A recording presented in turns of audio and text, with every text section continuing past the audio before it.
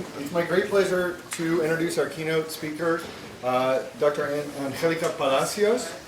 Dr. Palacios is a faculty member at Southwestern College and co-coordinator for the Minority Male Community College Collaborative. She also serves as the assistant director of the San Diego Imperial County Community College Association. In addition to her work in education, she has worked on an evaluation project for the Sweetwater School District, analyzing predictor variables relative to college readiness standards.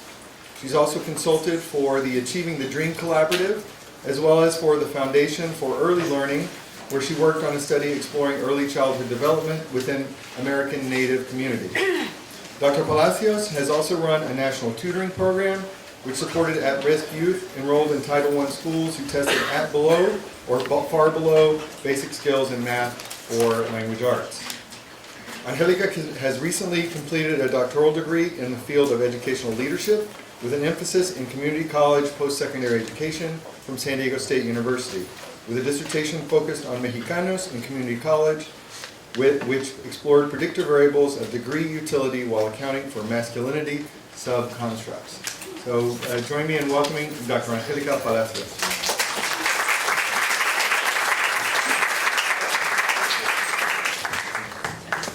Thank you so much, and good morning, and thank you for having me here today. As mentioned in my bio, I work for the Minority Male Community College Collaborative, M2C3 for short. I'm not sure if some of you are familiar with M2C3. We put on a lot of extensive online webinars on different practices on how we can support the success of our students in community college. Before we get started, I wanted to just mention briefly our Twitter handle here. We have a space at hashtag M2C3 where, for those of you who are familiar with the way we run our webinars, we like to have a space where our audience members could pose questions or anything to either directly to at Minority Male Community College Collaborative or directly to me at AMG Palacios with Twitter. So why the focus on underserved students in community college? We all know that the majority of underserved, historically underrepresented students tend to start their educational pathways within the community college platform.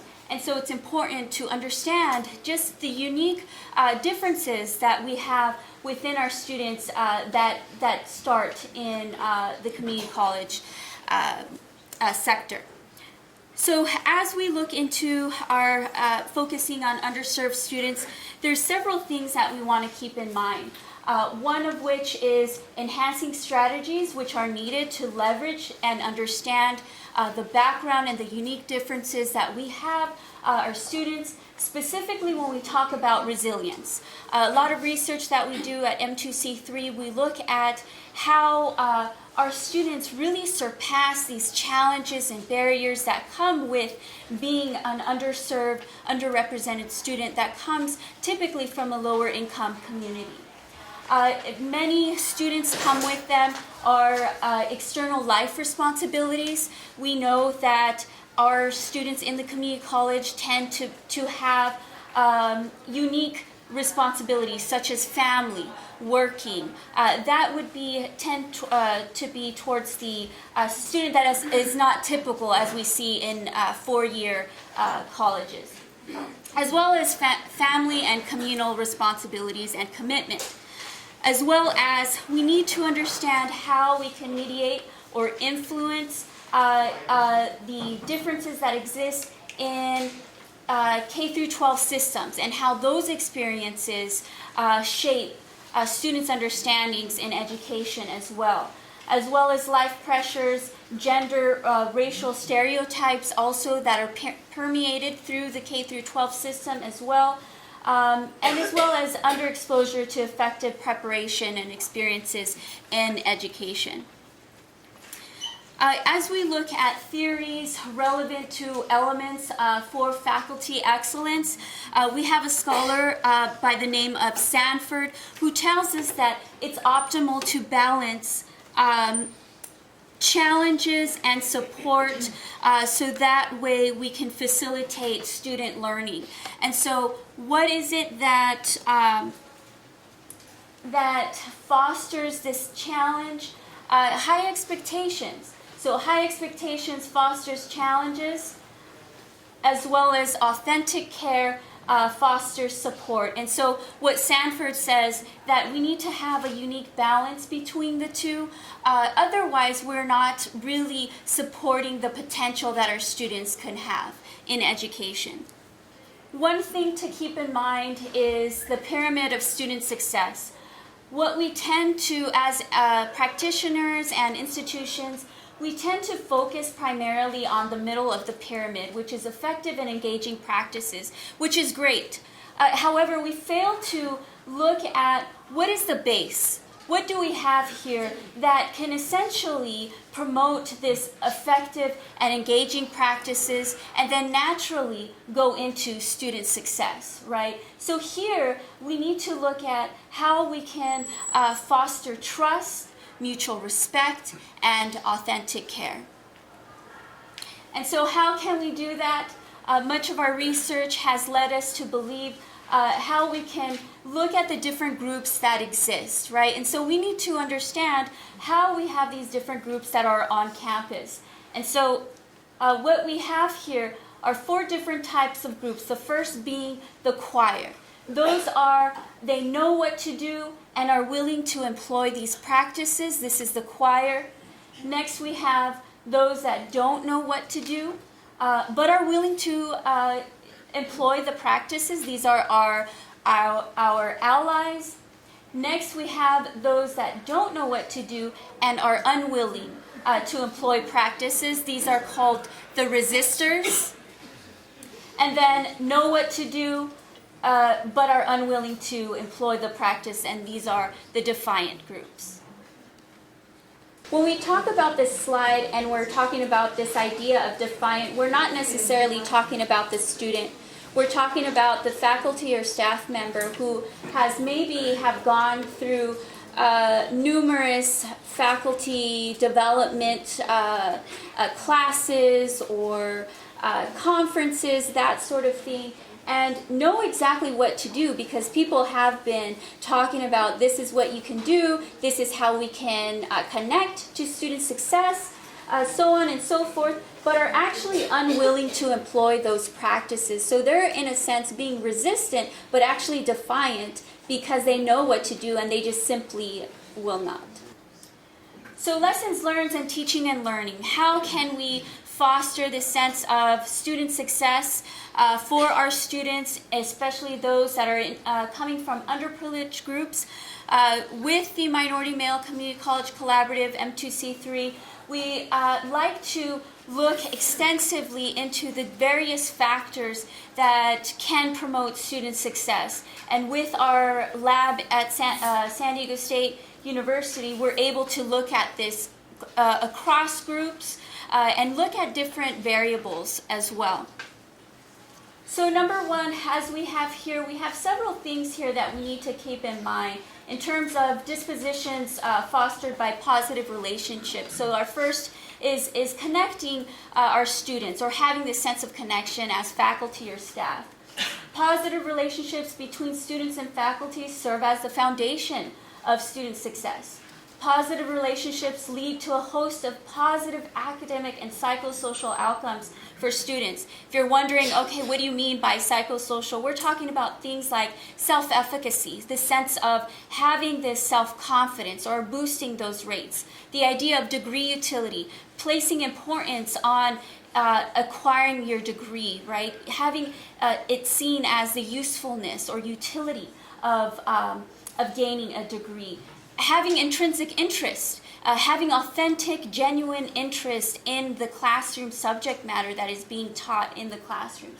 And I could go so on and on and on these psychosocial outcomes that are seen and in the research have been seen as being intermediate factors that connect to student success outcomes for our students, especially those that are underprivileged or underserved. as well as positive relationships mediate the negative effects of pre-K school experiences.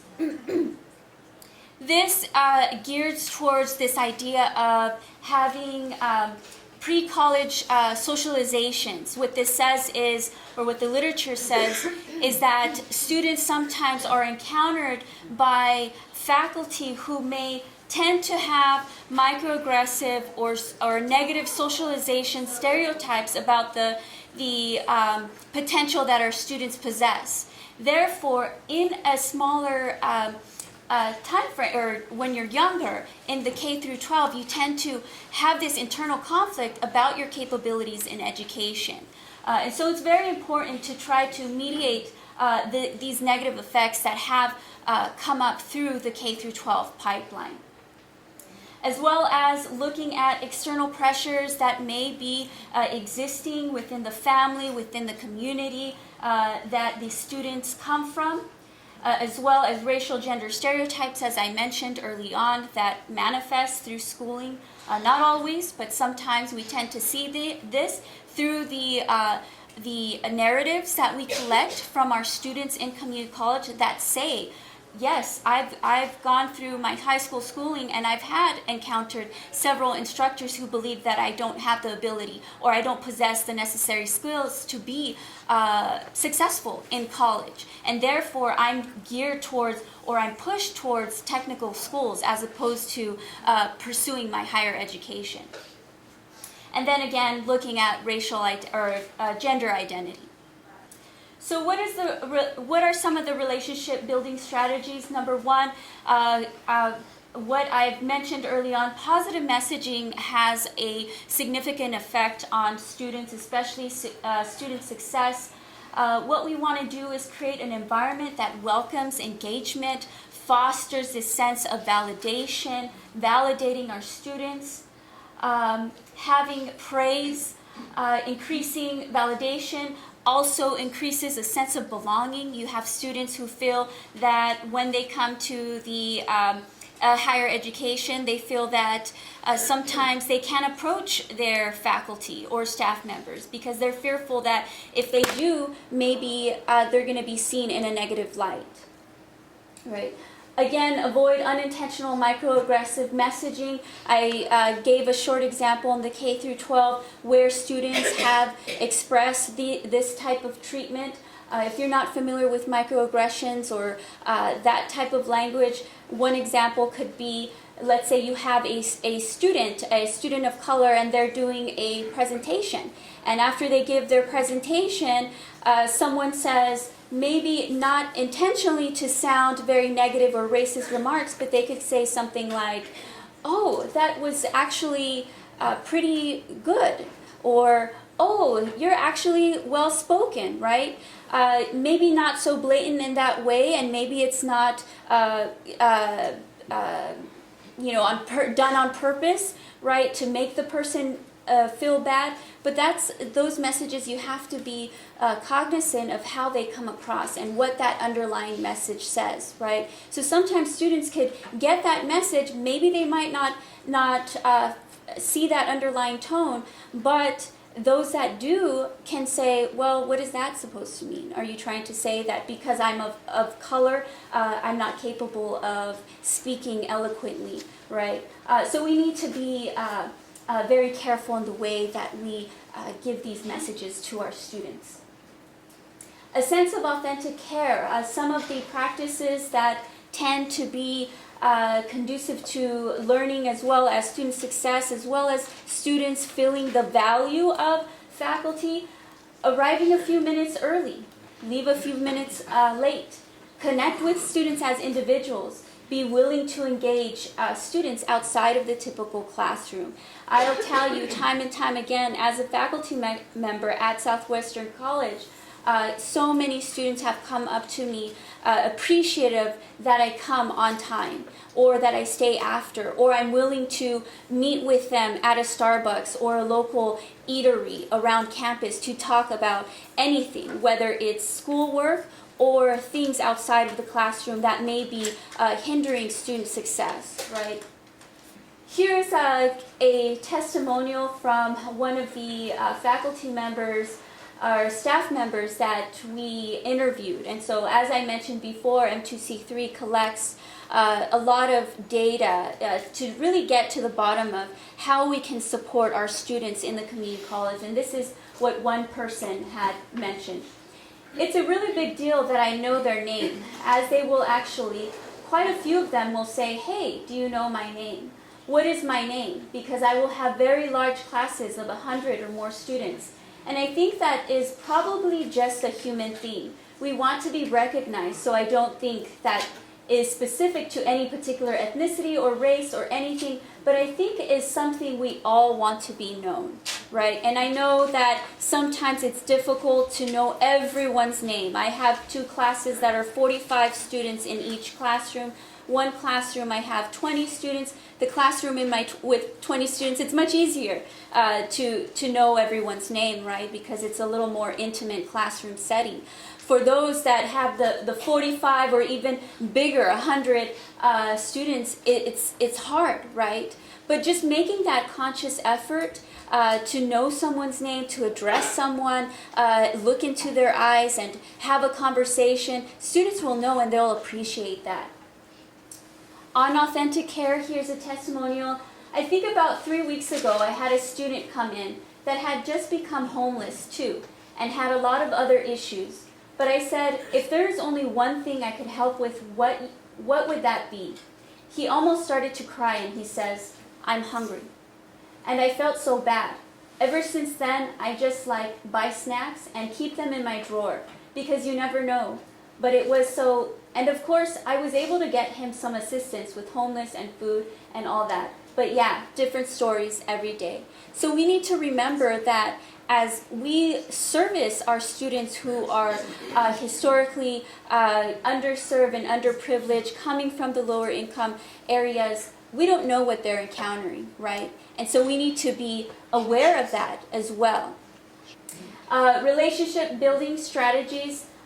So now, as we're looking at how we can build these relationships, here's one example, intrusive interventions. So avoid this approach me first and prove yourself first stance, right? Time and time again, we see faculty members who stand up here and feel that they're the only sole provider of knowledge. And so you kind of have that banking model where you have the students are empty vessels until I fill them up with knowledge, right? That's not true. We need to be able to draw from those experiences from the students and bring them into the classroom, right? So that way they're engaging and really immersed in the content that you are teaching, right? So, you can be intrusive, and I know intrusive sounds harsh and kind of getting into that space, and we've had a debate in our research team what we want to call this type of practice, but for the powers that be, they're calling it intrusive interventions.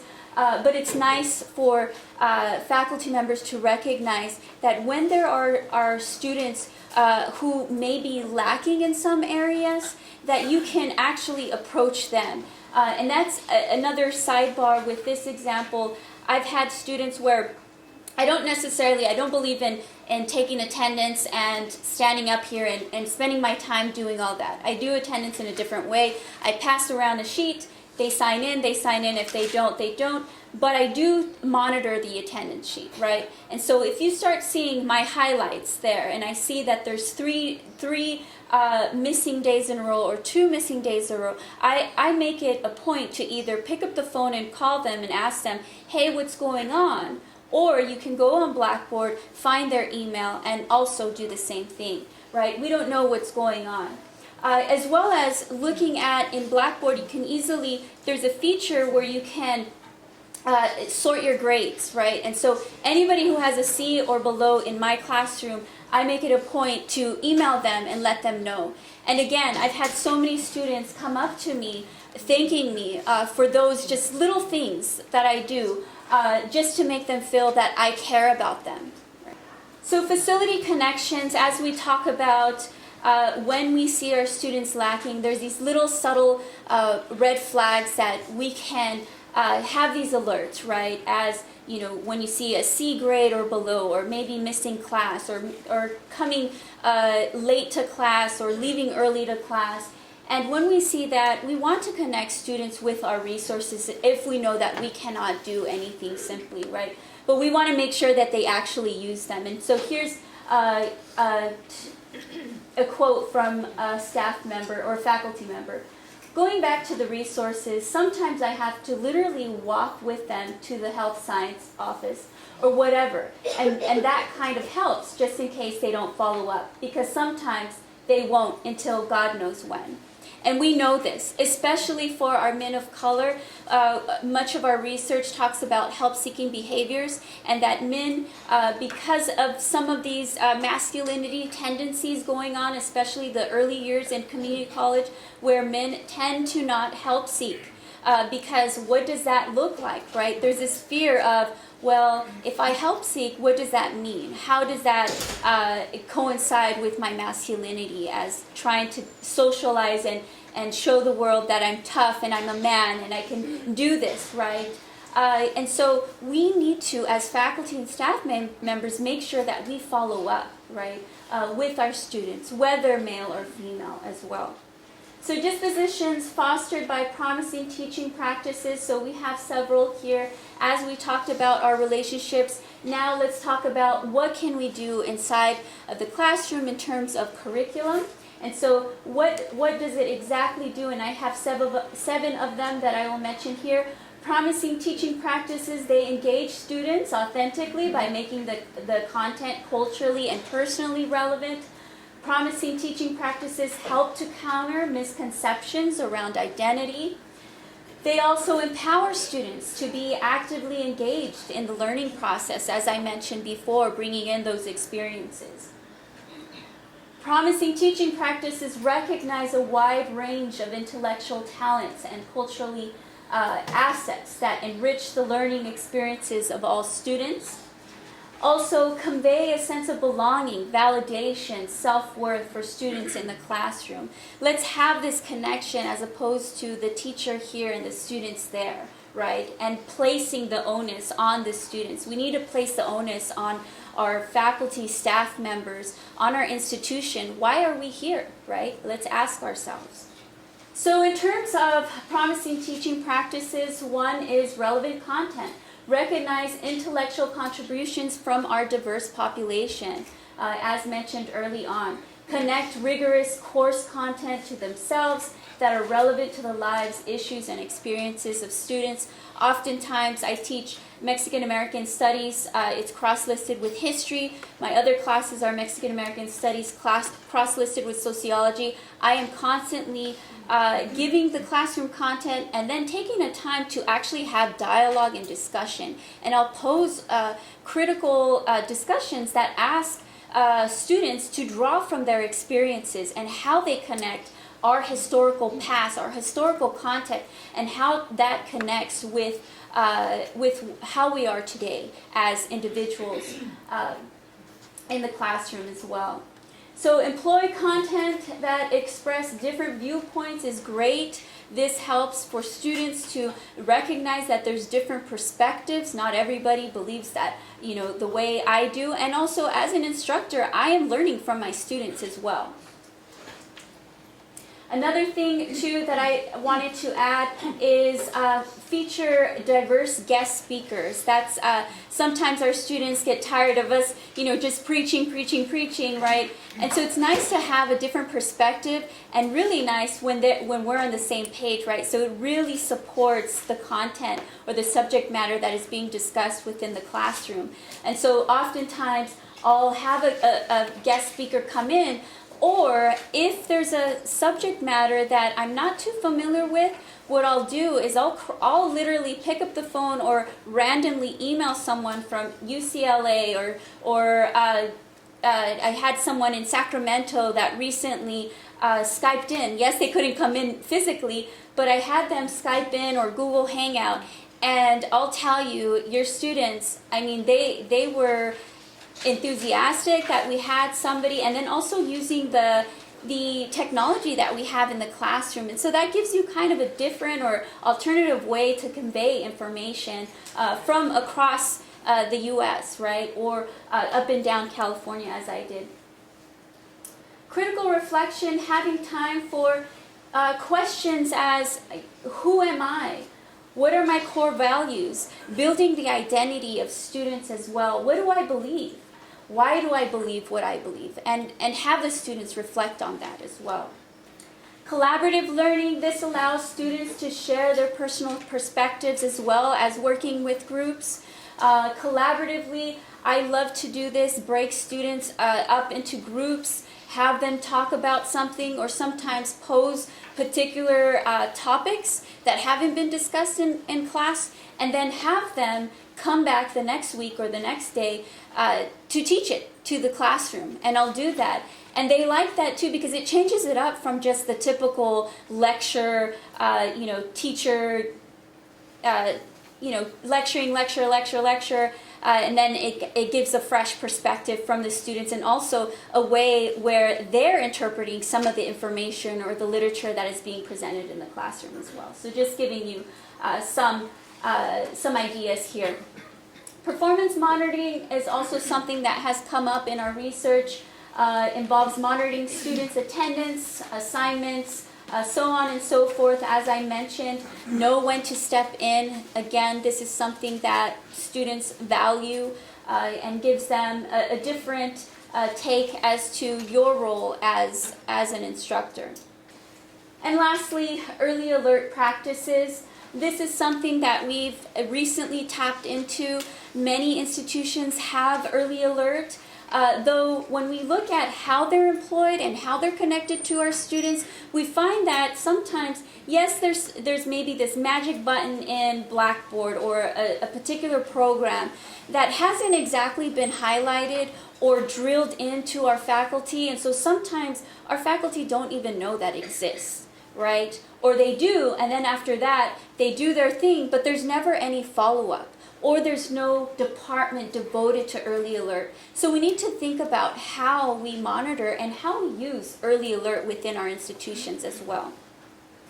So in summary, we've touched on all these different aspects that can improve student success outcomes: positive messaging, authentic care, intrusive interventions, relevant content, critical reflections, collaborative learning, performance monitoring, and early alert practices. And so before I end this presentation, I want you to think about and reflect and ask yourself, am I a part of the choir? Am I an ally? Am I a resistor? Am I defiant? And what your core values are and what your commitment is to student success here at Mesa College or at your prospective institution. What are you doing for student success? And that I'm going to leave to you to think about. And thank you very much for my time here.